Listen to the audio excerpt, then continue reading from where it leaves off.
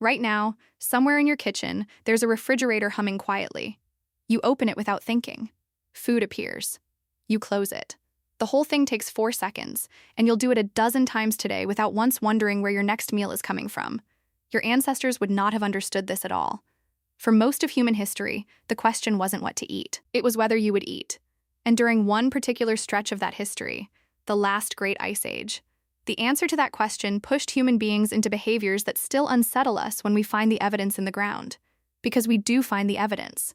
And it tells a strange story. Start with the cold itself. Around 20,000 years ago, sheets of ice more than a mile thick covered much of the northern world. Sea levels dropped. Forests shrank into frozen scrubland. And the humans living through it faced a problem no amount of cleverness could fully solve. For months at a time, there was almost nothing to eat. So what do you do when the land gives you nothing? Here's where the story gets uncomfortable. Archaeologists digging through Ice Age sites keep finding human bones that don't look right. Cut marks. The kind of marks a stone tool leaves when it's stripping meat from bone. Skulls broken open in a very specific way.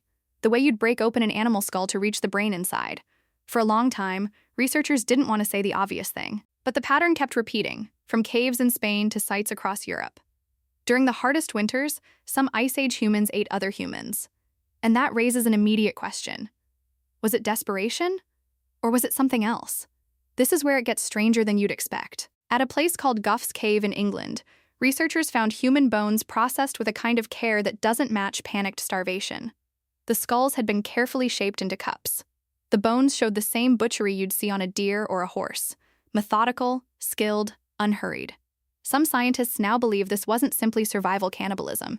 It may have been ritual, a way of honoring the dead, or holding on to them, by consuming them. Think about what that means. Even at the edge of extinction, these people weren't just animals reacting to hunger. They were doing something with meaning attached. The line between horror and ceremony turns out to be blurrier than we like to imagine. But food was only one problem the cold created. Consider warmth. You cannot survive an Ice Age winter without fire and shelter, and this pushed people into decisions that sound almost impossible today. In parts of Ukraine and Russia, archaeologists uncovered huts built entirely from mammoth bones. Hundreds of them. Skulls stacked as foundations, tusks curved into doorways, jawbones interlocked into walls. To build one hut, you needed the bones of dozens of mammoths. And here's the part that stops you. Nobody is certain how those animals died. Some were probably scavenged. But some sites suggest deliberate hunting on a scale that's hard to picture. Small groups of humans, armed with stone-tipped spears, bringing down the largest land animals of their world, over and over, because a warm home required it. That's the trade the Ice Age forced. To keep a family alive through winter, you might have to help empty the landscape of giants. Now zoom in even closer, to the human body itself. Cold doesn't just threaten you from outside, it attacks from within. Your body burns fuel to stay warm, and in a frozen world, fuel is exactly what you don't have. So Ice Age humans needed enormous amounts of fat, not as a luxury, but as the difference between living and freezing. This changed how they saw food entirely. The prized part of an animal wasn't the lean muscle we value today. It was the fat, the marrow, the greasy organs. When they cracked open those animal bones, they weren't after the meat. They were after the rich marrow inside, the densest source of calories available. In some cases, groups seem to have abandoned lean meat altogether when times were desperate, because eating pure protein without fat can actually kill you. Your body can't process it. It's a condition sometimes called rabbit starvation, and it means you can eat and still waste away. So survival wasn't just about finding food. It was about finding the right food, in a landscape designed to give you the wrong kind. And there's one more decision the Ice Age forced. The hardest one of all. When a group is starving, and moving, and every mouth matters, some people become impossible to carry. The very old, the very young, the sick. In a settled world, you care for them. In a frozen world where the group might die trying, the math becomes brutal. We see hints of this in the archaeological record. Evidence that some individuals were left behind, and evidence, just as strikingly, that others were not. There are Ice Age skeletons of people with severe injuries and disabilities who clearly survived for years. Someone fed them. Someone carried them. Someone chose compassion when compassion was expensive. That contrast is the real heart of this story. We tend to imagine our Ice Age ancestors as brutes, hunched, grunting, ruled by hunger.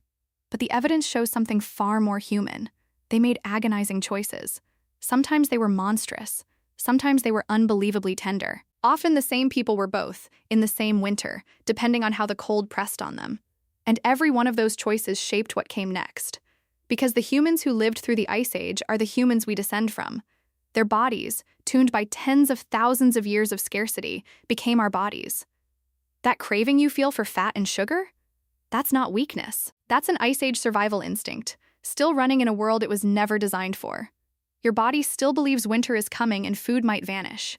It's storing up for a famine that, for you, will never arrive. Which brings us back to that refrigerator. The next time you open it without thinking, notice the strangeness of the moment. For nearly the entire span of human existence, the thing inside that box, reliable, effortless food, was the rarest thing in the world. People broke bones for marrow to get it, built homes from the dead to survive the cold that threatened it, made terrible choices about who would eat and who would not. You inherited the instincts they forged in the ice, the fear of hunger, the hunger for fat, the deep, wordless sense that safety is temporary. And you inherited something else, too. The stubborn, inconvenient impulse to carry the ones who can't carry themselves, even when it costs you. That refrigerator door, swinging open in a warm kitchen, is the end of a very long story. A story written in cold and bone, and most of us close it without ever knowing the story was there.